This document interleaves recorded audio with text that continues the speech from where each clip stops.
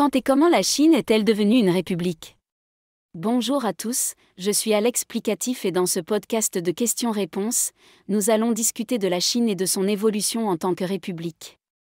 La Chine est une nation ancienne avec une riche histoire de gouvernance.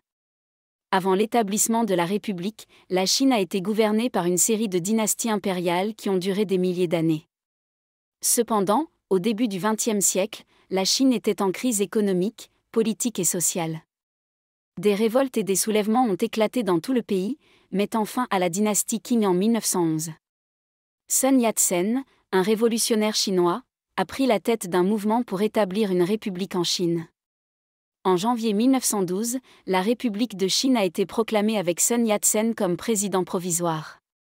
Cependant, en raison de la division politique et des rivalités régionales, le gouvernement de la République a été instable dans les premières années. En 1928, le général Chiang Kai-shek a pris le pouvoir en Chine et a instauré un régime autoritaire nationaliste.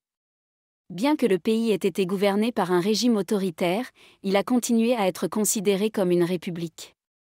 En 1949, les communistes chinois, dirigés par Mao Zedong, ont pris le pouvoir en Chine continentale et ont proclamé la République populaire de Chine. Depuis lors, la Chine a été dirigée par le Parti communiste chinois, qui a maintenu un contrôle strict sur la politique, l'économie et la société chinoise. En conclusion, la Chine est devenue une république en 1912 avec l'établissement de la République de Chine, dirigée par Sun Yat-sen. Cependant, le pays a traversé des périodes d'instabilité politique avant de devenir une république autoritaire sous le régime nationaliste de Chiang Kai-shek en 1928. En 1949, la République populaire de Chine a été proclamée par les communistes chinois et est restée sous leur contrôle depuis lors. Je tiens à vous remercier d'avoir suivi ce podcast jusqu'à la fin. J'espère que cela vous a fourni une meilleure compréhension de l'histoire de la Chine.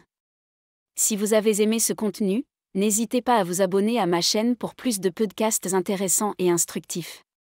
N'oubliez pas de partager ce podcast avec vos amis et votre famille pour qu'ils puissent également en bénéficier. Je vous souhaite une excellente journée.